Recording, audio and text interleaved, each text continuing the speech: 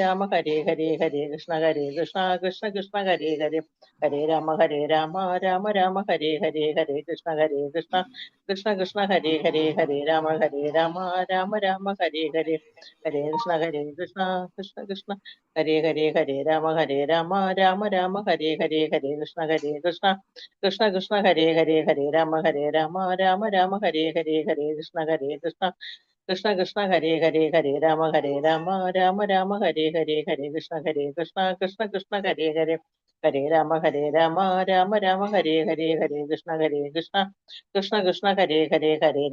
രാമ രാമ ഹരേ കൃഷ്ണ ഹരേ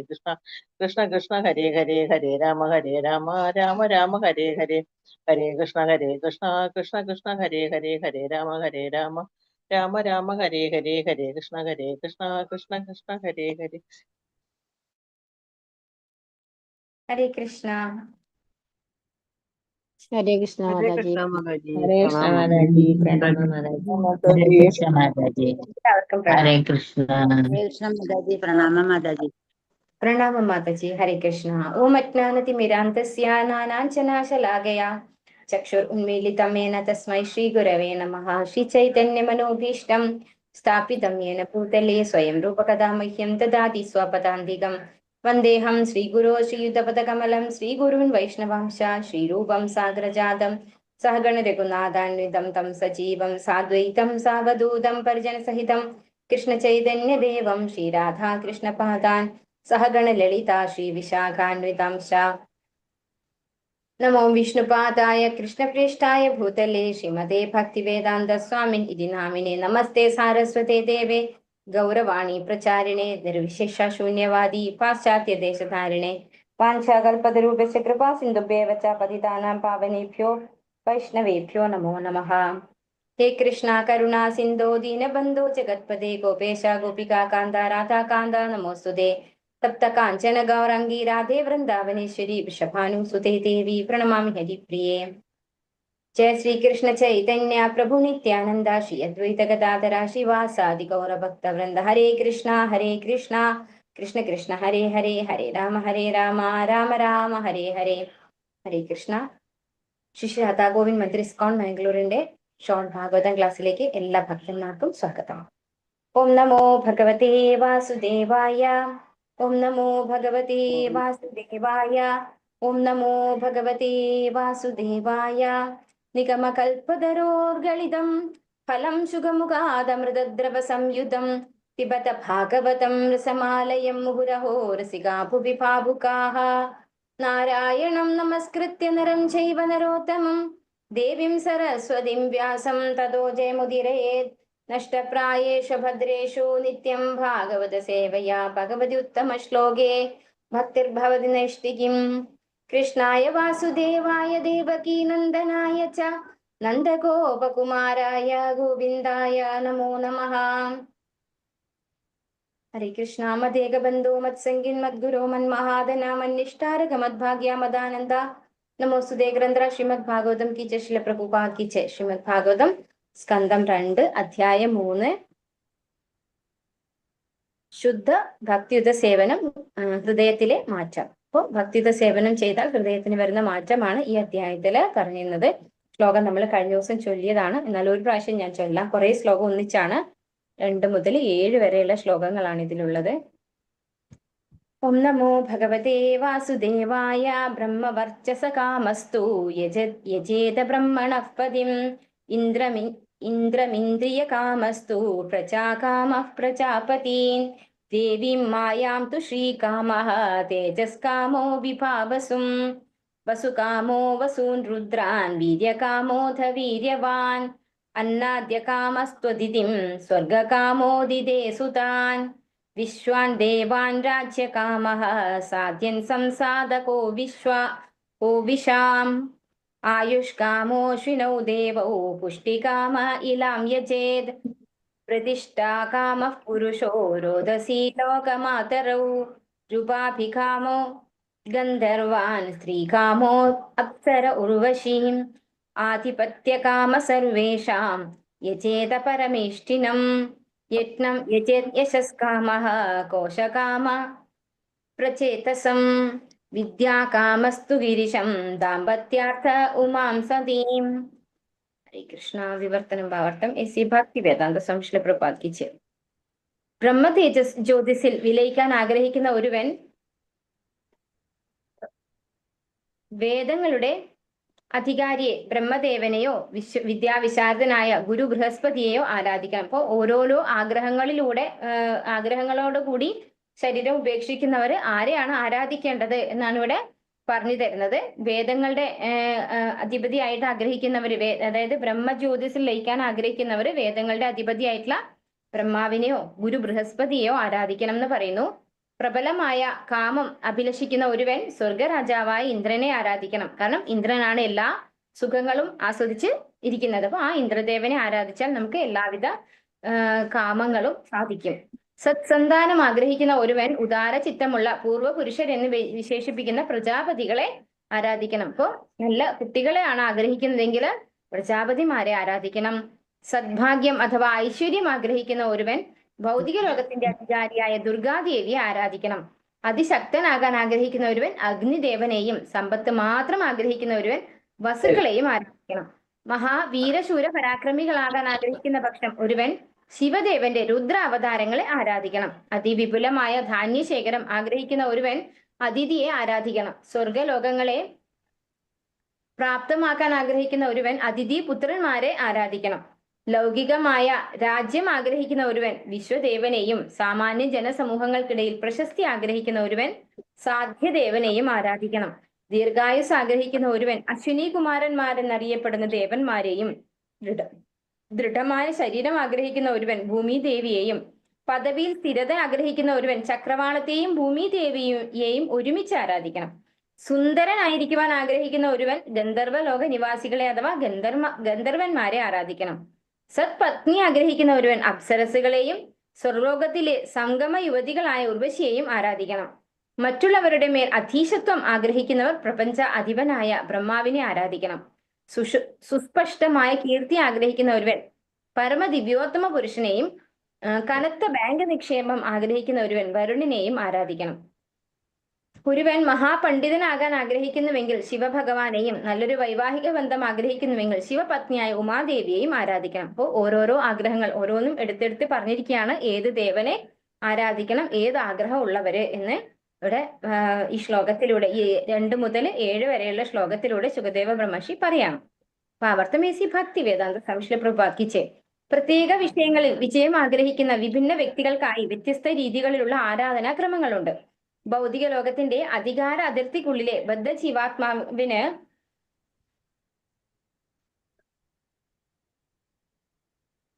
എല്ലാവിധ ഭൗതിക സുഖ ആസ്വാദന വിഭവങ്ങളിലും നിപുണനായിരിക്കുവാൻ കഴിയുകയില്ല. എന്നാൽ മുകളിൽ പ്രസ്താവിച്ച പോലെ ഏതെങ്കിലും ഒരു പ്രത്യേക ദേവനെ ആരാധിക്കുന്നതിലൂടെ ഏതെങ്കിലും ഒരു പ്രത്യേക വിഷയത്തിൽ ഒരുവന് ഗണ്യമായ പ്രഭാവം നേടാൻ കഴിയും.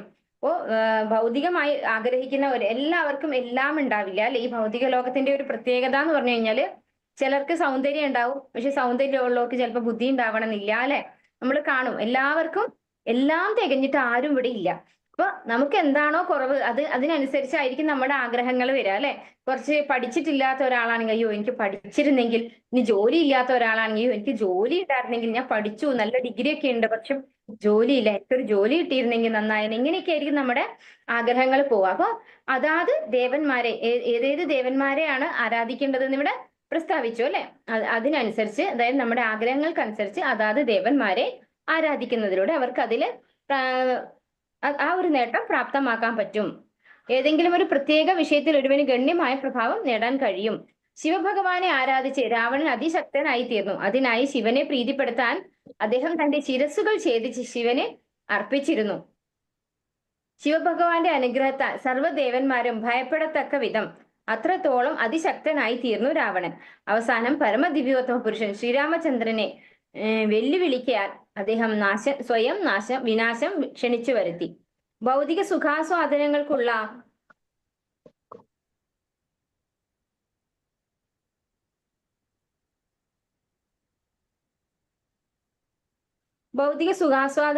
വിഷയങ്ങൾ അഭിലഷിക്കുന്ന അത്തരം എല്ലാ ഭൗതികവാദികളും മൊത്തത്തിൽ അല്പജ്ഞാനികളാണ് അഥവാ അല്പബുദ്ധികളാണെന്ന് ഭഗവത്ഗീത 7:20 സ്ഥിരീകരിച്ചിരിക്കുന്നു.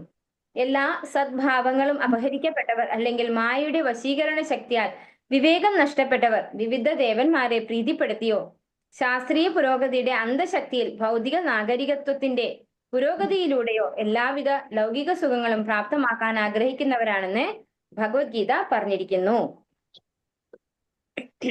അപ്പൊ ഇവിടെ എന്താ പറയുന്നത്? നമ്മള് ഇവിടെ ഉദാഹരണം കാണിച്ചു തരാണ് രാവണനെ. രാവണൻ മഹാദേവനെയാണ് ആരാധിച്ചിട്ടുണ്ടായിരുന്നത്. അപ്പൊ എങ്ങനെ ആരാധിച്ചത്?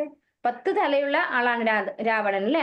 അങ്ങനെ ആദ്യം തന്റെ തല വെട്ടി മഹാദേവന് കൊടുത്തിട്ടാണ് അങ്ങനെയുള്ള വരം ശിവന്റെ അടുത്ത് നിന്നും അതിശക്തനാകാനുള്ള വരം രാവണൻ വാങ്ങിച്ചിരിക്കുന്നത്. അപ്പൊ അത്രയും കഠിനമാണ്. നമ്മളിപ്പോ നോക്കിക്കഴിഞ്ഞാല് ഭഗവാൻ ശ്രീകൃഷ്ണന് മാത്രമാണ് ഒരുപാട് നിബന്ധനകൾ ഇല്ലാത്തത് അല്ലെ. എന്ത് കൊടുത്താലും സ്വീകരിച്ചോളും, എന്ത് ചെയ്താലും പരിഭവങ്ങളില്ല, വിഷമമില്ല അല്ലെ. ഒന്നും ഒരു പ്രയാസവും ഒരു റെസ്ട്രിക്ഷൻസും ആര് തരുന്നില്ല?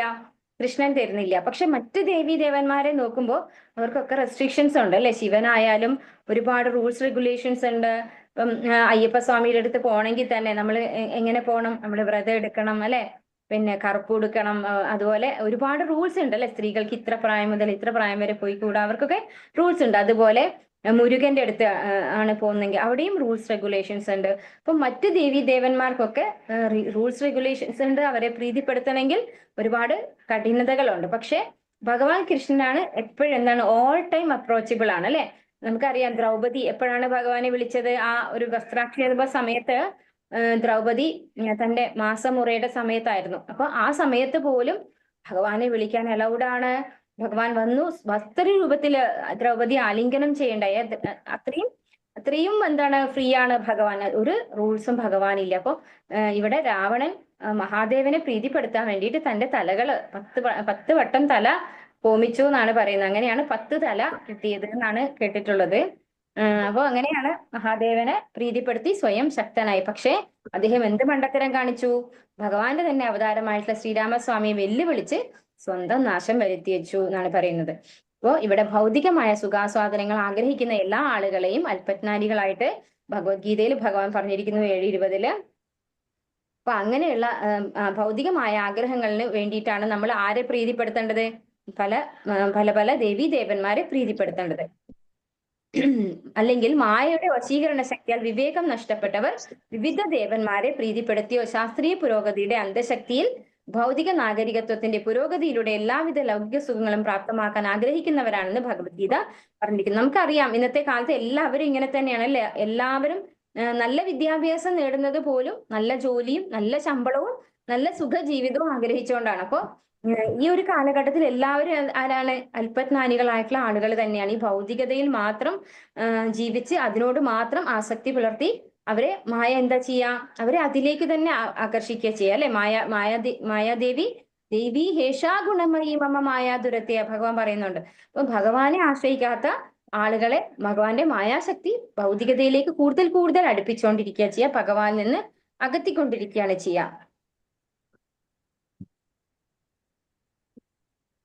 ഭൗതിക ലോകത്തിലെ ജീവിതത്തിന്റെ യഥാർത്ഥ പ്രശ്നം എന്നത് ജനന മരണ വാർദ്ധക്യ രോഗങ്ങൾക്ക് പരിഹാരം കാണുകയാണ്. ആരും താങ്കളുടെ ജന്മാവകാശം മാറ്റാനോ മരണത്തെ സന്ധിക്കാനോ വയസ്സാകാനോ ദുർബലനാകാനോ രോഗിയാകാനോ ആഗ്രഹിക്കുന്നില്ല. എന്നാൽ ഈ പ്രശ്നങ്ങളെയെല്ലാം ഏതെങ്കിലും ദേവനാലോ അല്ലെങ്കിൽ ഭൗതിക ശാസ്ത്രത്തിന്റെ പുരോഗതി എന്ന് വിശേഷിപ്പിക്കുന്നവയാലോ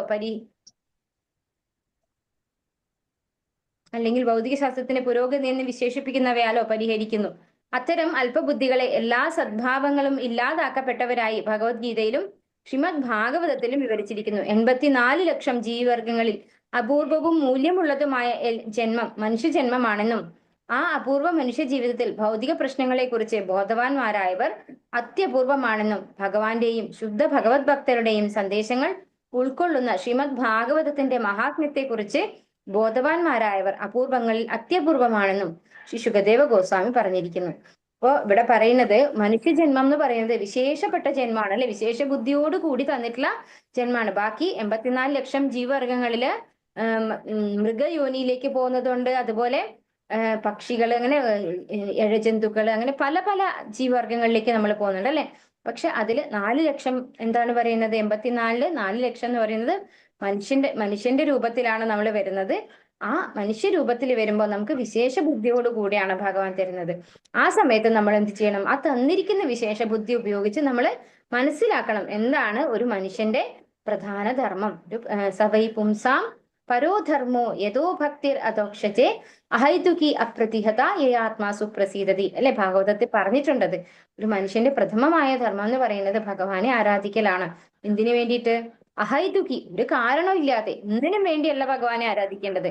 അപ്രതിഹത, നമ്മൾ 3 നേരം സന്ധ്യക്ക് അങ്ങനെയല്ല, അപ്രതിഹത, ഒരു വിഘ്നവും ഇല്ലാതെ, തടസ്സങ്ങളില്ലാതെ ഭഗവാനെ ആരാധിക്കുകയാണ് നമ്മുടെ ജോലി. അത് ഭഗവത്ഗീതയിലും ഭഗവാൻ എന്താ പറയുന്നത്?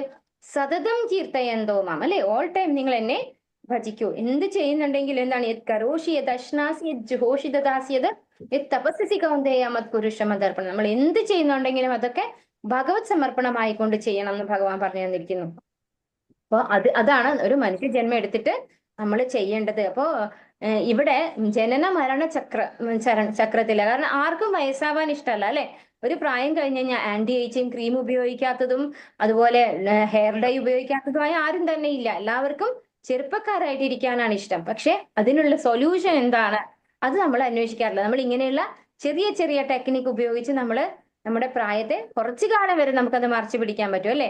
കുറെ കഴിഞ്ഞ് കഴിഞ്ഞാൽ ശരീരം മുഴുവൻ ചുക്കി ചുളിഞ്ഞു വരുമ്പോൾ നമ്മൾ എന്ത് ആന്റി ഏജിങ് ക്രീം തേച്ചിട്ടും കാര്യമില്ല, നമ്മൾ വയസ്സരായി തന്നെ ഇരിക്കും. അപ്പോൾ നമുക്ക് അതിനുള്ള യഥാർത്ഥ സൊല്യൂഷൻ എന്താണ്? ഭഗവാനെ ആരാധിക്കുക, അല്ലെ. ഭഗവാന്റെ ധാമത്തിൽ പോയി കഴിഞ്ഞാൽ എന്താണ്? അവിടെ ജനന മരണ ചക്രത്തിൽ പെടില്ല, അല്ലെ. നമുക്ക് വയസ്സാവില്ല, നമ്മൾ എപ്പോഴും യങ് ഏജിലായിരിക്കും. എല്ലാവരും സുന്ദരന്മാരും സുന്ദരിമാരുമായിട്ട് തന്നെ ഇരിക്കും. ഭഗവാന്റെ അടുത്ത് പരിപൂർണ സന്തോഷവാന്മാരായിരിക്കും. ഇതൊക്കെ തന്നെയാണ് നമുക്ക് എല്ലാവർക്കും ഈ ലോകത്തിൽ ആഗ്രഹം. പക്ഷെ ഈ ലോകം ഭഗവാൻ എങ്ങനെയാ സൃഷ്ടിച്ചിട്ടുള്ളത്? പണിഷ്മെന്റ് ഉള്ള, ദുഃഖാലയം അശാശ്വതമാണ്, അല്ലെ. നമ്മൾ എങ്ങനെയാണോ ജയിലിൽ ഒരു ജയിൽ പുള്ളിനെ വിടുന്നത്, ജയിൽ പുള്ളിക്ക് ജയിലിൽ എന്തെങ്കിലും സുഖം കിട്ടുമോ? അപ്പൊ അതുപോലെ നമുക്ക് ഈ ലോകത്ത് എന്താണ്? കാര്യമായ സുഖമൊന്നും ഇവിടെ ഇല്ല. ചെറിയ ചെറിയ കുഞ്ഞു കുഞ്ഞു സുഖങ്ങളാണ്, ഒരുപാട് കഷ്ടപ്പാടുകളുമാണ് ഈ ലോകത്തുള്ളത്. അപ്പൊ നമ്മൾ സുഖം ആഗ്രഹിക്കുന്നുണ്ടെങ്കിൽ, സന്തോഷം ആഗ്രഹിക്കുന്നുണ്ടെങ്കിൽ, ദീർഘായുസ്, അതുപോലെ വയസ്സാവാതിരിക്കുന്ന ഒരു ശരീരം ഒക്കെ ആഗ്രഹിക്കുന്നുണ്ടെങ്കിൽ നമ്മൾ എന്ത് ചെയ്യണം? ഭഗവാനെ ആരാധിച്ച് ഭഗവത് ധാമത്തിലേക്ക് തിരിച്ചു പോകണം. ഏവർക്കും ബുദ്ധിമാനും മണ്ടനും മരണം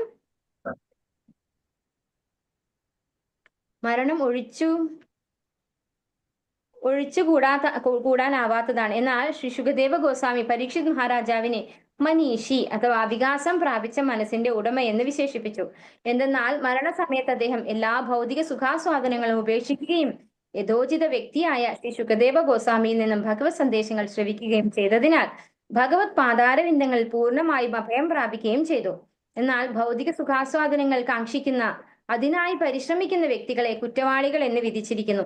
അത്തരം അഭിലാഷങ്ങൾ അധപതിച്ച മനുഷ്യ സമൂഹത്തിന്റെ ഉന്മാദം പോലെയാണ്. ബുദ്ധിമാന്മാർ ഈ അഭിലാഷങ്ങൾ ഉപേക്ഷിക്കാനും പകരം സ്വഭവനത്തിലേക്ക്, ഭഗവത് ധാമത്തിലേക്ക് ചെല്ലുന്നത് വഴിയേയുള്ള ശാശ്വത ജീവിതം കാക്ഷിക്കാനും പരിശ്രമിക്കണം. ഇവിടെ പറയാണ് ശുകദേവ ബ്രഹ്മർഷി പരീക്ഷിത് മഹാരാജാവിനെ വിളിച്ചിരിക്കുന്നത് മനീഷി, അതായത് നല്ല ബുദ്ധിയുള്ള വ്യക്തി. കാരണം എന്തുകൊണ്ടാണ്? രാജ്യവും സുന്ദരമായ രാജ്യമല്ലേ, ഇഷ്ടംപോലെ സമ്പത്തും ഐശ്വര്യവും ഒക്കെയുള്ള രാജ്യമുണ്ട്, ഭാര്യ മക്കള് സുഖജീവിതം ഒക്കെ ഉണ്ട്. അതൊക്കെ ഉപേക്ഷിച്ചിട്ടാണ് ഇനി 7 ദിവസം കൂടിയേ ഉള്ളൂ എന്ന് അറിഞ്ഞപ്പോ ശരിയായ ഒരു ജ്ഞാനം എന്താണ്, എനിക്ക് ശരിയായ രീതിയിൽ ചെയ്യാനുള്ളത്, ഒരു യഥാർത്ഥ വ്യക്തി ആ മരണം ആസന്നമാകുമ്പോൾ എന്താണ് ചെയ്യാനുള്ളതെന്ന് തിരക്കിക്കൊണ്ട് ഗംഗാതീരത്ത് വന്നിരുന്നപ്പോ അവിടെ ശുകദേവ ബ്രഹ്മർഷി സ്വയമേവ വന്നതാണ്, അല്ലെ. അപ്പൊ നമ്മൾ മനസ്സിലാക്കേണ്ടത് ഈ ഒരു സാഹചര്യം, അതായത് പരീക്ഷിത് മഹാരാജാവ് അവിടെ വന്നിരുന്നപ്പോ ശുകദേവ ബ്രഹ്മർഷി അവിടെ എത്തിപ്പെടുകയാണ്. ഒരിക്കലും ഒരു ആചാര്യനെ തേടി പോകേണ്ടി വന്നിട്ടില്ല. ആർക്ക്? പരീക്ഷിത് മഹാരാജാവിന്. ഇത് പരീക്ഷിത് മഹാരാജാവിന് മാത്രം കിട്ടുന്ന ഒരു സൗഭാഗ്യമല്ല, നമുക്കൊക്കെയും കിട്ടും. പക്ഷെ എന്ത് വേണം? നമ്മൾക്ക് എല്ലാ സുഖ സൗകര്യങ്ങളും ഉണ്ടെങ്കിലും നമ്മളതിൽ ആസക്തരാകാതെ, അതിനോട് ഒരുപാട് അറ്റാച്ച്മെന്റ് ഇല്ലാതെ, ഇത് നഷ്ടപ്പെടാനുള്ളതാണെന്നുള്ള തിരിച്ചറിവോട് കൂടി വേണം നമ്മൾ അതിനെ സ്വീകരിക്കാനായിട്ട്. സുഖങ്ങളൊക്കെ നമ്മൾ എല്ലാവരും ആസ്വദിക്കും, അല്ലെ. ഇവിടെ പരീക്ഷിത് മഹാരാജാവും എല്ലാം ആസ്വദിച്ച് തന്നെ ജീവിച്ചു. പക്ഷേ അദ്ദേഹം ഒരിക്കലും അതിനോട് അറ്റാച്ച്ഡ് ആയിരുന്നില്ല. അതുകൊണ്ട് അദ്ദേഹത്തിന് വളരെ പെട്ടെന്ന് അത് ഉപേക്ഷിക്കാൻ പറ്റി. ഇപ്പൊ നമ്മളാണിപ്പോ ഈ പറയുന്ന പോലെ 7 ദിവസം കൂടിയേ ഉള്ളൂ എങ്കിൽ നമ്മൾ എന്ത് ചെയ്യും? ബാങ്കിൽ എത്ര ബാലൻസ് ഉണ്ടെന്ന് നോക്കും, അല്ലെ. പരമാവധി എങ്ങനെ എനിക്ക് ഈ ബാലൻസ്, ഈ പൈസയൊക്കെ വിഡ്രോ ചെയ്ത് എനിക്ക് ഈ 7 ദിവസം എന്തൊക്കെ സുഖങ്ങൾ ആസ്വദിക്കാൻ പറ്റും എന്നാണ് നമ്മൾ ഈ ഒരു കാലത്തില്, അല്ലെങ്കിൽ ഈ കലികാലത്തിലുള്ള ഒരു വ്യക്തിക്ക് നിങ്ങൾക്ക് 7 ദിവസമേ ഉള്ളൂ എന്ന് പറഞ്ഞു കഴിഞ്ഞാൽ ആ വ്യക്തി എന്താ ചെയ്യാ? പരമാവധി ഇഷ്ടമുള്ള ഭക്ഷണം ഉണ്ടാക്കും, അല്ലെ? ഇഷ്ടമുള്ള സ്ഥലങ്ങൾ കാണാൻ പോകും, ഇഷ്ടമുള്ള ആളുകളുടെ കൂടെ ഇഷ്ടമുള്ള രീതിയിൽ അവർ സമയം ചെലവാക്കും, അല്ലെ? അതാണ് ചെയ്യുക. പക്ഷെ പരീക്ഷൻ മഹാരാജാവ് എന്താ ചെയ്തത്? തന്റെ എല്ലാ ഇഷ്ടങ്ങളെയും മാറ്റിവെച്ച് യഥാർത്ഥത്തിൽ എന്താണ് പരമദിവ്യോത്തമ പുരുഷനെ ധ്യാനിക്കാൻ വേണ്ടിയിട്ട് ഭഗവത് ധാമത്തിലേക്ക് തിരിച്ചു പോകാൻ വേണ്ടിയിട്ട് തന്നെ തീരുമാനിച്ചുകൊണ്ട് ഗംഗാതീരത്തെത്തി. അവിടെ ആധ്യാത്മിക ആചാര്യൻ വന്നു. നമ്മുടെ ഉള്ളിൽ ഇരുന്നുകൊണ്ട് പരമാത്മാവായിട്ടുള്ള ഭഗവാൻ ഉപദ്രഷ്ട അനുമന്ത, അല്ലെ? നമ്മുടെ ഉള്ളിൽ ഇരുന്നുകൊണ്ട് ഭഗവാൻ നമ്മൾ എന്താണ് ചിന്തിക്കുന്നത്, നമ്മൾ എന്താണ് ആഗ്രഹിക്കുന്നതെന്ന് ശരിയായ രീതിയിൽ അറിയുന്നുണ്ട്. അപ്പോ ആ ഭഗവാൻ തന്നെയാണ് നമുക്ക് ആരായിട്ട് നമ്മുടെ മുന്നിൽ വരിക? നമ്മുടെ ആചാര്യനായിട്ട്, ആധ്യാത്മിക ആചാര്യനായിട്ട്. നമ്മളെ അകത്തു നിന്നും പുറത്തു നിന്നും, ചൈത്യഗുരുവായ ഉള്ളിൽ നിന്നും ആധ്യാത്മിക ആചാര്യനായി പുറത്തു നിന്നും ഭഗവാൻ നമ്മളെ സപ്പോർട്ട് ചെയ്യുന്നുണ്ട്. അപ്പൊ ഇത്രയും സപ്പോർട്ട് നമുക്ക് ഭഗവാൻ തരുമ്പോഴും നമ്മൾ ഈ ഭൗതികതയിൽ ആസക്തി പൂണ്ട് നമ്മൾ ജീവിച്ചാല് നമുക്ക് ആ ഒരു സപ്പോർട്ട്, ഭഗവാന്റെ അകത്തു നിന്നും പുറത്തു നിന്നുള്ള സപ്പോർട്ട് നമ്മൾക്ക് കാണാനും സാധിക്കില്ല, അനുഭവിക്കാനും സാധിക്കില്ല. അതിനെ നമ്മൾ ഇഗ്നോർ ചെയ്ത് നമ്മൾ നരകീയ ഗ്രഹങ്ങളിലേക്ക് പോവുകയാണ് ചെയ്യുക. അപ്പോൾ ഇവിടെ ബുദ്ധിമാന്മാരായിട്ടുള്ള ആളുകൾ എന്ത് ചെയ്യണം? തങ്ങളുടെ അങ്ങനെയുള്ള എല്ലാവിധ അഭിലാഷങ്ങളും ഭൗതികമായ എല്ലാ ആഗ്രഹങ്ങളും ഉപേക്ഷിച്ച് ഭഗവത് ധാമത്തിലേക്ക് മടങ്ങിച്ചെല്ലാനും അതുവഴി ശാശ്വത ജീവിതം ആഗ്രഹിക്കാനും പരിശ്രമിക്കണം. അല്ലാതെ ഈ ലോകത്തില് നമ്മൾ ശാശ്വത ജീവിതം കിട്ടും, അല്ലെങ്കിൽ ഈ ശരീരം നമുക്ക് നഷ്ടപ്പെടരുത് എന്ന് കരുതി എത്രയൊക്കെ ശ്രമിച്ചാലും നമുക്ക് അത് നിലനിർത്താൻ പറ്റില്ല. കൃഷ്ണ. ഓം നമോ ഭഗവതേ വാസുദേവായ. ധർമാർത്ഥ ഉത്തമ ശ്ലോകം തന്തു തന്വൻ പിതൃൻ യചേത് രക്ഷാ കാമഃ പുണ്യജനാൻ ഓജസ്കാമോ മരുദ്ഗണാൻ. ഹരേ കൃഷ്ണ. എല്ലാവർക്കും ചൊല്ലാം. ഓം നമോ ഭഗവതേ വാസുദേവായ. ഓം നമോ ഭഗവതേ വാസുദേവായ. ധർമാർത്ഥ ഉത്തമ ശ്ലോകം തന്തു തന്വൻ പിതൃൻ യചേത് ധർമാർത്ഥ ഉത്തമ ശ്ലോകം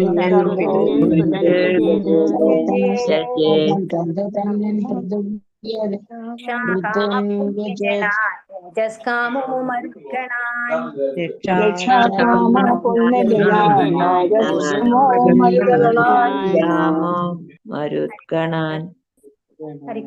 ധർമാർത്ഥ ആത്മീയ വികാസത്തിനായി, ഉത്തമ ശ്ലോകം പരമപുരുഷൻ അഥവാ പരമപുരുഷനിൽ ആസക്തരായ വ്യക്തികൾ, തന്തു സന്തതിക്ക് വേണ്ടി, തന്വൻ അവരുടെ സംരക്ഷണത്തിനായും, പിതൃലോകത്തിലെ വാസികൾ, യജേത് ആരാധിക്കണം, രക്ഷാകാമഹ സംരക്ഷണം ആഗ്രഹിക്കുന്ന ഒരുവൻ, പുണ്യജനാൻ പുണ്യവ്യക്തികൾ, ഓജക്കാമ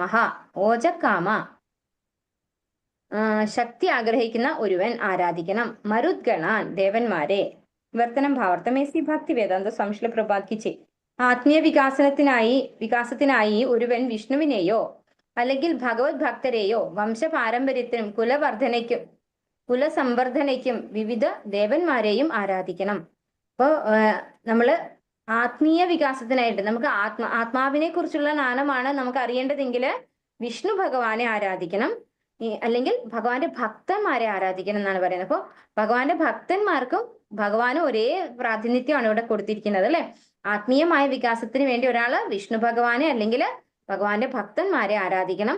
വംശപാരമ്പര്യത്തിനും കുലസംവർദ്ധനയ്ക്കും വിവിധ ദേവന്മാരെയും ആരാധിക്കണം. അപ്പൊ ദേവീ ദേവന്മാരെ ആരാധിക്കേണ്ടത് എന്താണ്? നമ്മുടെ ഭൗതികമായ ആഗ്രഹങ്ങൾ നടപ്പിലാക്കാൻ വേണ്ടിയിട്ട് അല്ലെങ്കിൽ സാധിച്ചു കിട്ടാൻ വേണ്ടിയിട്ട് ദേവീ ദേവന്മാരെ ആരാധിക്കുക. പക്ഷെ നമ്മുടെ ആത്മീയമായ പുരോഗതിയാണ് നമ്മൾ ആഗ്രഹിക്കുന്നതെങ്കിൽ ഭഗവാനെ അല്ലെങ്കിൽ ഭഗവാന്റെ ഭക്തന്മാരെ ആരാധിക്കാം. ഭാവാർത്ഥം ശ്രീ ഭക്തി വേദാന്ത സ്വാമി പ്രഭാത് കി ജയ്. ആത്മീയ പുരോഗമന പാതയിൽ മുന്നേറാൻ ധർമ്മ പദ്ധതി അഥവാ ധർമ്മമാർഗം പാലിക്കുകയും വിഷ്ണു ഭഗവാന്റെ നിരാകാര ജ്യോതിസും അദ്ദേഹത്തിന്റെ കേന്ദ്രീകൃത പരമാത്മഭാവവും പരമമായ വൈയക്തിക രൂപമായുള്ള ശാശ്വത ബന്ധത്തെ ആത്മീയ ജ്ഞാനവൃദ്ധിയിലൂടെ ആത്യന്തികതയായി പുനരുജ്ജീവിപ്പിക്കുകയും ചെയ്യുന്നു. അപ്പോൾ ഇവിടെ 3 തരത്തിൽ പറഞ്ഞിരിക്കുന്നത്, അല്ലെ? ബ്രഹ്മേതി, പരമാത്മേതി, ഭഗവാനിധി ശബ്ദത്തെ നമ്മൾ പഠിച്ചിട്ടുണ്ടല്ലോ. അപ്പോൾ നമ്മൾ ആധ്യാത്മിക പുരോഗതിക്ക് വേണ്ടി ആരെ ആരാധിക്കണം എന്നാ പറഞ്ഞിരിക്കുന്നത്? ഭഗവാനെ അല്ലെങ്കിൽ ഭഗവാന്റെ ഭക്തന്മാരെ. അപ്പൊ വിഷ്ണു ഭഗവാന്റെ നിരാകാര ജ്യോതിസ് പറയുന്നത് എന്താണ്? ബ്രഹ്മഭാവമാണ്.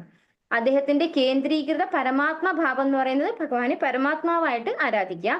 പരമമായ വൈയക്തിക രൂപം എന്ന് പറഞ്ഞു കഴിഞ്ഞാൽ ഭഗവാൻ എന്നുള്ള ആ ഭഗവാന്റെ വ്യക്തിഗത രൂപമായിട്ടുള്ള ശാശ്വത ബന്ധത്തെ ആത്മീയ ജ്ഞാനവൃദ്ധിയിലൂടെ ആത്യന്തികതയായി പുനരുജ്ജീവിപ്പിക്കുകയും ചെയ്യുന്നു. അപ്പോൾ പടിപടിയായിട്ട് നമുക്ക് ആ ആധ്യാത്മികമായുള്ള ജ്ഞാനത്തിലൂടെയാണ് നമുക്ക് ഭഗവാനെ ബ്രഹ്മമെന്നും പരമാത്മാവെന്നും ഭഗവാൻ എന്നും മനസ്സിലാക്കാൻ സാധിക്കുന്നത്. നല്ലൊരു രാജവംശം സ്ഥാപിക്കാനും അസ്ഥിരമായ ശാരീരിക ബന്ധങ്ങളുടെ അഭിവൃദ്ധിയിൽ സന്തോഷിക്കാനും ആഗ്രഹിക്കുന്ന ഒരുവൻ പിതൃക്കളെയും മറ്റു പുണ്യലോകങ്ങളിലെ ദേവന്മാരെയും അഭയം പ്രാപിക്കണം. വ്യത്യസ്ത ദേവന്മാരുടെ അത്തരം വിഭിന്ന ശ്രേണിയിലുള്ള ഉപാസകന്മാർ പ്രപഞ്ചത്തിനുള്ളിലെ അതാത് ദേവന്മാരുടെ ലോകത്തിൽ ആത്യന്തികമായി എത്തിച്ചേരാം. എന്നാൽ ബ്രഹ്മജ്യോതിയിലെ ആത്മീയ ലോകങ്ങളിൽ എത്തിച്ചേരുന്ന ഒരുവൻ പരമസമ്പൂർണത പ്രാപ്തമാക്കുന്നു. ഇപ്പൊ ബ്രഹ്മജ്യോതിയിലേക്ക് എത്തുമ്പോൾ ആ വ്യക്തി പരമപരിപൂർണത പ്രാപ്തമാക്കുന്നു. പക്ഷെ അതല്ലാതെയുള്ള ദേവീദേവന്മാരുടെ അടുത്തൊക്കെ പോയി കഴിഞ്ഞാൽ എന്താണ്, അത് നമ്മൾ വീണ്ടും തിരിച്ചു വരണം. പക്ഷേ ബ്രഹ്മജ്യോതിയിലേക്ക് പോയാലും നമ്മൾ തിരിച്ചു വരണം തന്നെയാണ് പറയുന്നത്. പക്ഷെ ഒരു ചെറിയ, അതായത് ബെറ്റർ ദാൻ മറ്റ് ദേവീദേവന്മാരുടെ അടുത്ത് പോകുന്നതിനേക്കാൾ ബെറ്റർ ആണ് ഇവിടെ ബ്രഹ്മജ്യോതിയിൽ ആരാധിക്കുന്നവരെന്ന് പറയുന്നു. അതുകൊണ്ടാണ് അവിടെ സമ്പൂർണത പ്രാപ്തമാക്കുന്നു എന്ന് പറയുന്നത്. പക്ഷെ ഭഗവാനെ ആരാധിച്ചാൽ മാത്രമാണ് നമുക്ക് പരമമായ ശാശ്വതമായ സ്ഥാനം ലഭിക്കുന്നത് അല്ലെ. ബ്രഹ്മജ്യോതിയുടെ അപ്പുറത്താണ് ഭഗവാൻ എന്ന് പറയുന്നത്. അതുപോലെ ആദ്യം ബ്രഹ്മജ്യോതി, അത് കഴിഞ്ഞ് പരമാത്മാ രൂപത്തിൽ ഭഗവാൻ. പക്ഷെ ഇതൊക്കെ എന്താണ്, ആത്മീയ പാതയിലൂടെ തന്നെയാണ് നമ്മളെ കൊണ്ടുപോകുന്നത്. ഈ ബ്രഹ്മജ്യോതിനെ ആരാധിക്കുന്നതും നമ്മളെ ആത്മീയ പാതയിലൂടെയാണ് കൊണ്ടുപോകുന്നത്. അതിന്റെ പ്രോഗ്രസ് വരണം അത് അല്ലെ. നമ്മൾ അവിടെ തന്നെ നിന്ന് പോയാലാണ് നമുക്ക് വീണ്ടും തിരിച്ചു വരേണ്ടി വരുന്നത്. അവിടെ നിന്ന് പ്രോഗ്രസ് ചെയ്ത് ഭഗവത് സേവനം ചെയ്ത് ഭഗവത് ധാമത്തിലേക്ക് തിരിച്ചെത്താൻ നമുക്ക് സാധിച്ചാൽ നമുക്ക് പിന്നെ തിരിച്ചു വരേണ്ടി വരില്ല. പക്ഷെ നമ്മൾ അവിടെ തന്നെ, അതാണ് ബ്രഹ്മജ്യോതിയാണ് പരമമായ പരിപൂർണത എന്ന് വിചാരിച്ചാൽ നമ്മൾ അവിടെ നിന്ന് പോകും. ഓം നമോ ഭഗവതേ വാസുദേവായ. രാജ്യകാമോ മനൂൻ ദേവാൻ നിരുതിം ത്വഭിചരൻ യജേത് കാമകാമോ യജേത് സോമം അകാമഃ പുരുഷം പരം. ഓം നമോ ഭഗവതേ വാസുദേവായ.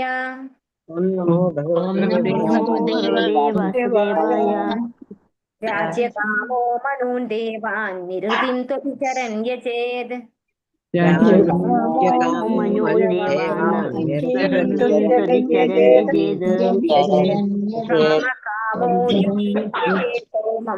അകാമഃ പുരുഷം പരം.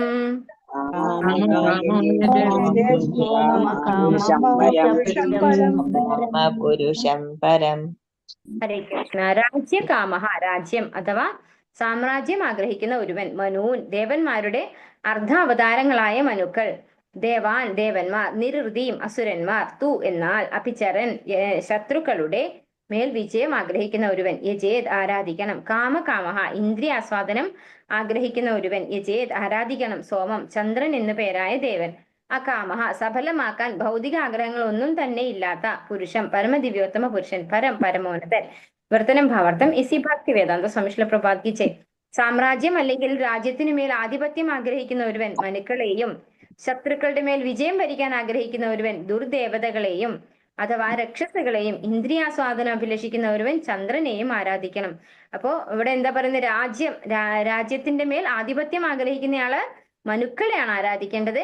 ശത്രുവിന്റെ മേൽ വിജയം ആഗ്രഹിക്കണം എന്ന ഒരാള് ദുർദേവതകളെ ആരാധിക്കണം എന്നാണ് പറയുന്നത് അല്ലെ, അല്ലെങ്കിൽ രക്ഷസുകളെ ആരാധിക്കണം. അപ്പോ അതൊരു തെറ്റായ ആരാധനയാണ്. പക്ഷെ അതാണ് നിങ്ങൾക്ക് അത് തന്നെ വേണം എന്നുണ്ടെങ്കിലാണ് നമ്മൾ അത്തരത്തിലൊരു ഇത് പറയുന്നത്. ആരിവിടെ ശുകദേവ ബ്രഹ്മർഷി.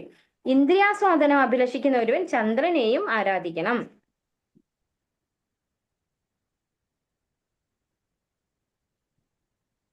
കൃഷ്ണ, ഞാൻ ഫോട്ടോ എടുത്തത് ഇത്ര വരെ ഉള്ളൂ.